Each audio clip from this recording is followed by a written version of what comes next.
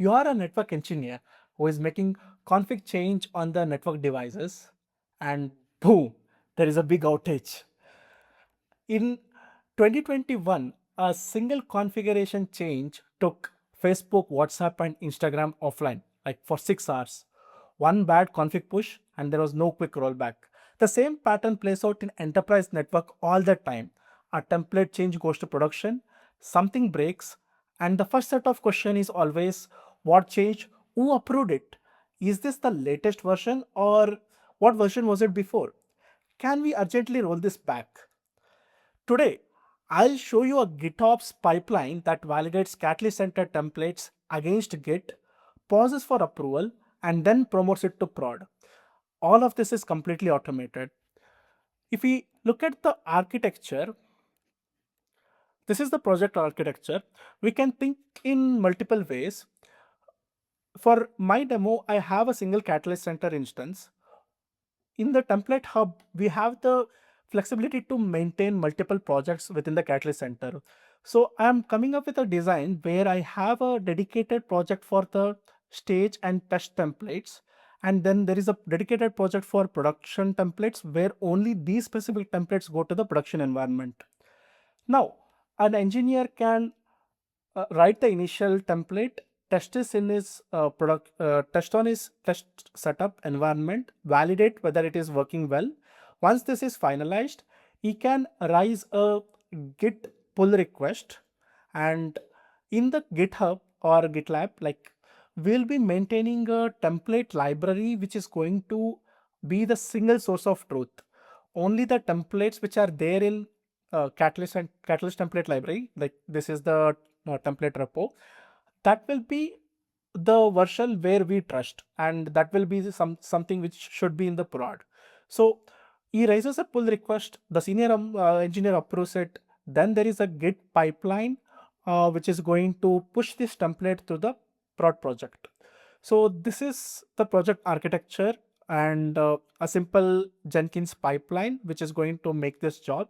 I'll walk you through this code at the end. Now, if I now for in this demo, we have two separate repositories. First is the repository like network template GitOps. This has the Jenkins pipeline code and the entire application code, which is going to manage this lifecycle of this template. Then you have the single source of truth Catalyst template library. This is going to be the place where all your prod templates live. So let me open the template network template GitOps. This is the project, and the README of this is very detailed. And if I open the Jenkins file, let's look at the stages, right? Now, I'm an engineer and I have made some tests and make sure that my template is good. I have validated, I have raised the pull request into the Git. So the stage is that now your pipeline should start, right? So it is going to resolve the branch and pull the latest commit. And all this entire application code is run on Docker. So for the purpose of this demo, I have Docker desktop installed. So there will be a Docker instance which will be building. And next thing is that the validation stage where the Git PR what you have raised has the templates which are changed, and this is being validated whether those templates are there in the stage project. Now there is a drift check. What it does is it takes the contents of the latest version of the template in the stage and matches it with your raised Git PR, so that both these tests and both the tested template is having is the latest version. The latest version of the test template is being PR. So that validation is being done. Then you have the approval gate where a senior engineer is going to approve whether this has to go to production or not. If there is any changes that needs to be requested from the engineer at the approval, it can be set no, and can be asked for an engineer to review and raise the PR again. So if this is approved here by the senior engineer, there is a revalidation drift check which happens, because you might raise a PR today and your engineer might review it tomorrow. Between these time, there might be some other engineer who might be testing something on that template and would have changed the version. So it is going to revalidate so that in the timeline between the PR raised and the engineer approval, nothing has changed. So after the revalidation is done, it is going to promote this template to the prod. And when promoting the template to the prod, there are like a sequence of steps. We'll be going through the code workflow. Basically, it is going to fetch the latest contents of the template from the stage, and then it is going to show, you export that template, then it is going to re-import in the prod project. That is going to happen. I'll go into the details much in the later part of this code. So this is the different stages of the Jenkins pipeline. Like, and if you go into the project, like you can run this project either locally on your laptop or you can do the Jenkins setup. So both the instructions on how you are going to set up is there. You will first have to have this the project structure, and the local setup instructions is here. And if you want to run in the Jenkins, this is the Jenkins installation as well as how you are going to create the pipeline. We will quickly create the pipeline. I have the Jenkins dashboard here. I will click on new item. I'm just going to follow the same steps what is outlined here. Yeah, in the Jenkins setup. I'm in this localhost. I have Jenkins installed using these commands. Then yeah, let me quick. I will give the pipeline name as network template GitOps itself. I will select it as the pipeline project. Now let me come to here. I will use source control management and I will give the Git repo link. So this is the Git repo link. Let me copy this.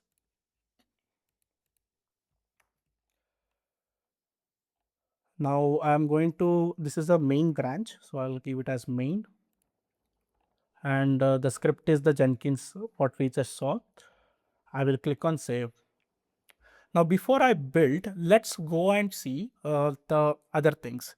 In the Catalyst Center, I have this single template here, and it is in this network template stage project. Now I have a network templates prod project, and there is no templates in that. And if we look at the access port config, this is like a simple access port configuration config where you are giving the list of interfaces and you are configuring configuring that interface on a specific VLAN and everything. So this is the part. You have the backward flag. Suppose if you want to roll back this change, you are going and doing all no. And if you want to, if backward is false, you are going to configure. So this is a simple template what we have. And if you look at the variables, interface list is compulsory, then access VLAN, voice VLAN is required variable, port description is optional, so this is not a required variable. Backward, I have made it as a single select data entry and I have set as false and true. I have by default false because I want to roll out the change. So these are some things which are stored in the metadata of the Catalyst Center. And yeah, so this is the basic template. Now I have raised the PR for this access port config template in my Git repo. So this is the Catalyst template library. For me, this is the single source of truth. And if you go to network templates, I have access port config, and it is the contents are same on what we saw. There are like 35 lines here. And if you see here, there are 35 lines, the contents are same. Now I want like this project to be validated. Now I have done the testing and I know that this is all working good. I have raised the PR and the PR is merged. So if you look at the template library and go to the commits. So this was the latest commit. In this commit, I have added this template. Now your pipe, when in the production scenario, as soon as there is a commit, there will be a trigger of the pipeline with the help of webhook. For now, I am going to trigger this pipeline manually. Let me click build now. And one more thing is, you have to create the .env file, and the env file contents is here. Yeah, this is the contents of the env file where you are giving the Catalyst Center credentials as well as the GitHub token. And that I have already copied. It's already there in my Jenkins. If I go to here and look for credentials, I have this .env file here with me. Now we have the Jenkins project which is getting built. Let's look at this console output. What's happening now is it has looked at the, it has fetched the project from here, then it has started validating. Here there is a Docker build. Let me open my Docker desktop. If you see, there is a uh, there is this Docker image which is being built. So this has started. I was testing it earlier, so this is now in the standby state. Let me open this. There are different stages which is it is going through. It is now in the validate template exists in the stage project. Yes, it has validated. Then it is checking the drift between what is there in the stage versus drift. This is also done. Now this is waiting for the approval. Should this be promoted to prod? Now I'll click as proceed. Right, I agree that okay, the contents of this are good, everything is nice, I am a senior engineer, I'm proceeding this. So when I click proceed, it is doing the revalidating drift which we saw. It is making sure that the contents are still the same. And yeah, at every stage it is, I have written the code in such a way it is going to make a session with the Catalyst Center and make all these checks. So that's where you are seeing Catalyst Center authentication. I will walk you through this code. Now we can see drift check has passed. Now promoting the templates from stage to prod. It is making the Catalyst Center authentication again in this stage as well.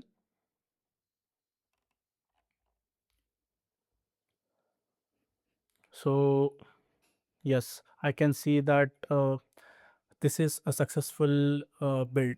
So it has successfully pushed the template from stage to prod project. Now let's go and check in the Catalyst Center. I'll go to CLI templates. Earlier we didn't have.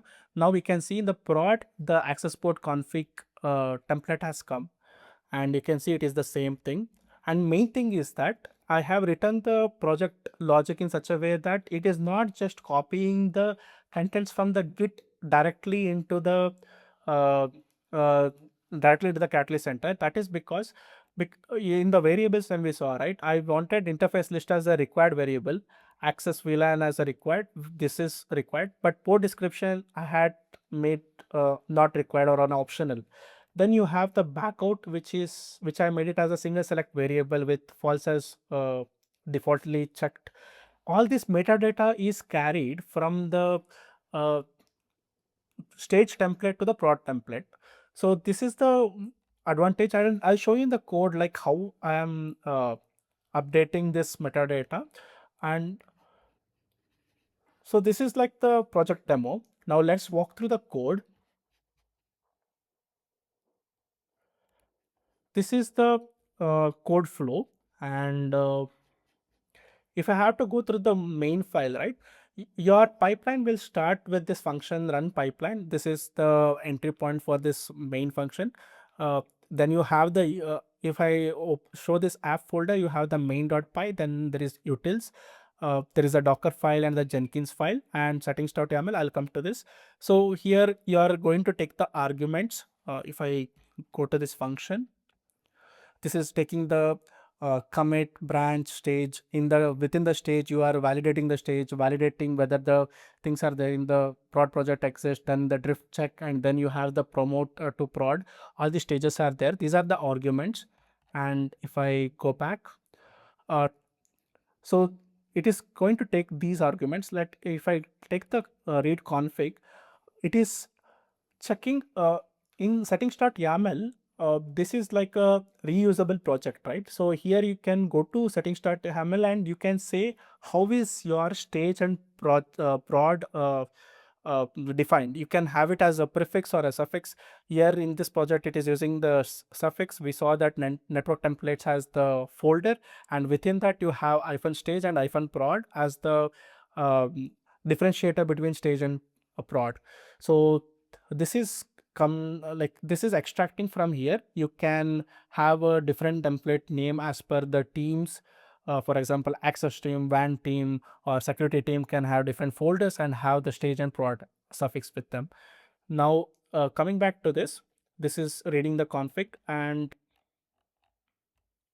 these are the different stages, right? You are first validating whether the templates in the Git and the stage are same. Then you are doing whether the project. We'll go through this function one moment. So here you are verifying the change template exists in the like stage project. For handling the deleted templates, there is a different strategy. We for now, like we can go through the very big like high level overview of this. Then on the prod validation, you are verifying the prod project exists. You are fetching the project by name, and for every change file you're doing it in one single commit. You can have like 5 templates which you have changed, and these 5 templates can be from different projects, all in the stage, and then you want to move it to the prod. So there is a for loop for every change what is happening. Then you are doing a drift analysis. In the drift analysis, you are going to do the content comparison. You are basically taking the extracting the temp like 1 second. Yeah, you are going to make the comparison. Is the content in the Git body equal to the contents of the template in the stage body? If this is okay, you are going to pass the stage, else it will log an error and come out of this loop. Then you have the main thing, which is like promote to production. And if we can go into this detail. If we look at this promote to production, this is one thing where you are like the same things happen in all. You are initiating the cat c connection. We saw authentication successful for all these every stage. Then you are going to fetch the change files. This is you are going to get this from the git sha, where the change files are listed, and that is the commit info, and get the modified files in the branch. And for all these, for each change files, you are going to parse the repo. You are going to extract the folder name. Folder name will basically be the project name, and then you are going to see what are the templates which are changed within the project. Now, how to handle deleted templates? Yeah, if the in the commit SHA, it will have all the details like what was modified, whether the template name was modified, whether the contents were modified, whether it was deleted. So if it was deleted, then I have to remove that project, that file from the prod. So that is being taken care here. And let me go to this. And I was telling that I was importing the template to project, right? So before that, like exporting the template from the project, let me open that. It's in the utils. Utility.py has a lot of helper functions for GitHub authentication, then Catalyst Center authentication, and exporting all these projects. Here you are going to call this DNA Center SDK. This is the get function from the DNA Center SDK. You are going to call this function to get the contents of the template, and then you are going to like store that in the like you are going to extract the template ID and all these other parameters. So when you are making this call, that is where your metadata, where we had the required variable, optional variable, then single select variables, everything is pulled from here.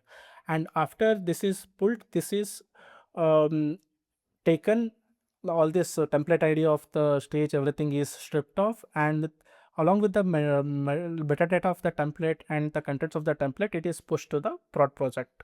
So this is what is happening here.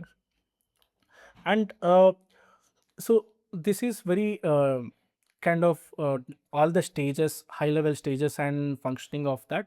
Then if you go here, if all again there is a check for each template. If everything is intact, then you are going to export project from the template. You're going to list all the templates to get the template details. So yeah, this is how you're going to push the template into the project that is being explained here. So this is a very high level overview of the code. And now if we talk about this was the demo project, right? And if we want to talk about the actual implementation in the production, how it should be, let's look into this. Talking about the production pipeline, ideally we should be having two instances of the Catalyst Center where you have the stage instance and the prod instance. Suppose you're upgrading your Catalyst Center, you can first upgrade in the stage instance for the entire controller and then maybe move to the prod. So these kind of flexibilities will come up when you have two different instances. And suppose you are testing the templates on certain network devices, you have testing, validating that you are raising the git pull request and your senior engineer is not happy, they request the changes, you are making the changes in your template, testing it again, validating, and then committing and push. Like you commit the new changes and push. In this, right, at this stage, every time you commit the template and push it, your Jenkins pipeline should be validating whether the contents of your uh, latest push is same as what is there in the latest version of the test environment. So that way you are ensuring uh, one set of check is passed before the approval has happened. Here the senior engineers approve. After the approval, there can be one more test here where the validation is happening, whether the templates are still the same. Once this test is being checked by the pipeline, it can go ahead and merge it with the Catalyst template library. So this will be a single source of truth. After it's merged here, there is no nothing to be checked from the stage to what is present here. Now the Jenkins pipeline is going to verify the latest commit in the single source of truth repo, and then it is going to push these templates to the prod. So we can have a guardrail saying that the prod templates has to always come through the pipeline and there should not be any human intervention when it comes to the prod templates. So this way you are ensuring all your changes, all your deployments are very controlled through this pipeline. It is having an approver who has approved at what time it was approved. Like suppose you are making some changes and you have taken the verbal confirmation from one of your senior engineer and they were not paying attention and maybe they said yes or something, and later you make change and there is some outage which has happened, then everybody are questioned, right?